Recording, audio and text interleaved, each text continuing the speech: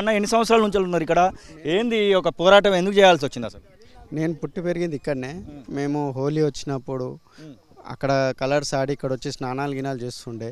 చాలా పెద్దగా ఉండే బతుకమ్మ. అప్పుడు ఇక్కడ వచ్చి చెరువులో బతుకమ్మ అది చేస్తుండే.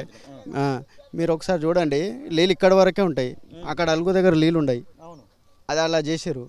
ఎందుకంటే అక్కడ నీళ్ళు పోతే ఆ ఫంక్షన్ హాల్కి దెబ్బ పడుతుంది. ఆ ఫంక్షన్ హాల్ 2 సార్లు కూడా కబ్జానేనా? కబ్జానే. అది కూడా దానికి లైసెన్స్, దానికి ఏమంటారు, పర్మిషన్ లేదు.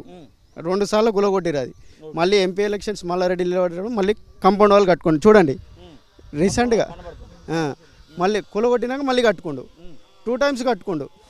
ఎలక్షన్ టైం రాగానే టీఆర్ఎస్ గవర్నమెంట్లో ఎలక్షన్ టైం రాగానే వాళ్ళని అడిగి కట్టుకోండు. బొంతురామన్ ఇన్స్ట్రక్షన్స్ ఇచ్చిండు ఎందుకు కులగొట్టండి అని. కులగొట్టిన తర్వాత మళ్ళీ ఎలక్షన్స్ వచ్చాయి. ఎలక్షన్స్ రాగానే మల్లారెడ్డి అండదండలతో మళ్ళీ కట్టుకున్నాడు. అంటే ఈ యొక్క కబ్జాలు ఇవన్నీ జరుగుతుంటే మీరు ఇక్కడ లోకల్ మంత్రికో ఎమ్మెల్యేకో ఖచ్చితంగా కలుస్తూ ఉంటారు. ఎవరిని కలిసినటువంటి సందర్భం ఉంది? వారు ఎలాంటి సమాధానం చెప్పారు? ఇరిగేషన్ వాళ్ళని కలిసామండి, జిహెచ్ఎంసీ వాళ్ళని కలిసాము. ఎంఆర్ఓ వచ్చి సర్వే చేసి కబ్జా అయిందని చెప్పి కులగొట్టింది. మేము కులగొట్టలేదు. చెరువు విషయంలో కూడా ఆల్రెడీ గొలుసు కట్టు చెరువు కాబట్టి మొత్తం సర్వే చేసేటప్పుడు మాకు కమిషనరు కలెక్టర్ చెప్పారు ఉండమని. మేము ఉండి మేమే పట్టుకున్నాం, చైన్స్ పట్టుకొని మేమే సర్వేలో పాల్గొంటే ఆ రోజు వీళ్ళు ఏం చేశారు, ఎస్సీ ఎస్టీ కేసు పెట్టించారు మా మీద. కొంతమందికి ఉన్నారా దానిలో? ఎస్సీ కూడా కేసు, నేను కూడా బాధితుడిని. కేసులో నేను కూడా ఉన్నాను.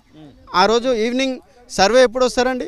మార్నింగ్ టైంలో రావాలి. ఈవినింగ్ 4 తర్వాత వచ్చారు. అంటే వీళ్ళ అండదండలతోనే వాళ్ళకు కూడా నేర్పించి 4 తర్వాత వచ్చే వరకు 6-6:30కి అట్లా తాగి తినిపించి, ఇదే ఫంక్షన్ హాల్లో తాగి తినిపించి మా మీద కొట్టించారు.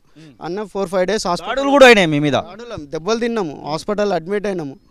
మళ్ళీ వాళ్ళే ముందు పోయి మా మీద ఎస్సీ ఎస్టీ కేసు పెట్టారు. మేము కూడా కేసు పెట్టాము వాళ్ళు మమ్మల్ని కొట్టిరని. కానీ పోలీసు వాళ్ళకి మేనేజ్ చేసుకొని ఆ కేసు సంబంధం లేని వ్యక్తితోని కేసు పెట్టించాను.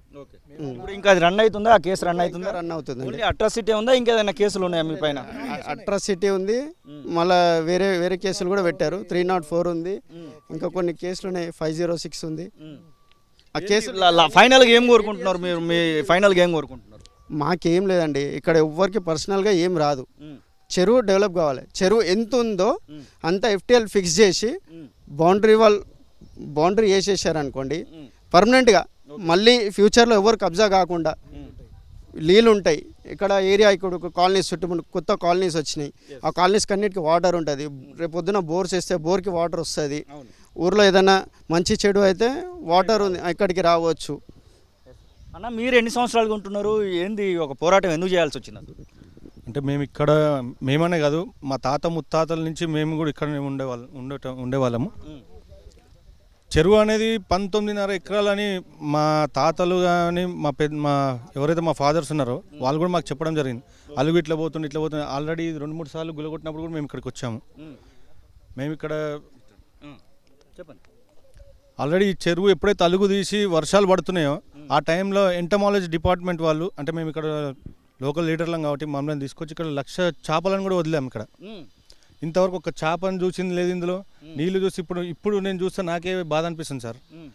చేపలు ఎట్లా బతకాలి, చేపలు పట్టుకొని వాళ్ళు అమ్ముకునే వాళ్ళు ఎట్లా బతకాలి అనేది చూస్తే అప్పుడు ఉన్నప్పుడు నీళ్లు తెల్లగా ఉండే, ఇప్పుడేమో పచ్చగా అయిపోయాయి. ఉన్న డ్రైనేజ్ వాటర్ మొత్తం ఇందులో వెళ్తున్నారు.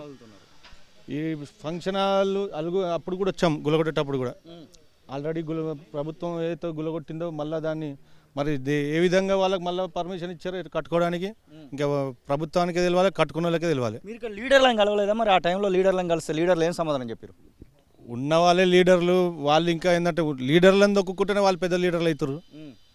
ఇక మంచోళ్ళేమో చెడ్డోళ్ళేమో మంచోడు అవుతుండు.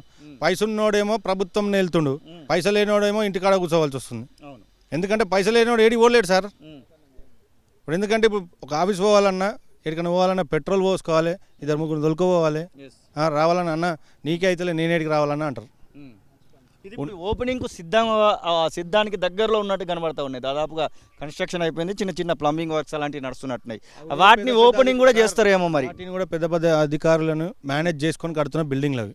కావాల్సి వస్తే మీరు రికార్డ్స్ చూస్తే తెలుస్తుంది. As per the rules buffer zone ఎంత ఉండాలో, రోడ్ నుంచి అంటే పక్కన మిలిటరీ ఉంది, మిలిటరీకి ఎంత దూరంలో కట్టాలో కూడా అది మీరు ఆఫీసర్ల రికార్డ్స్లో చూస్తే తెలుస్తుంది.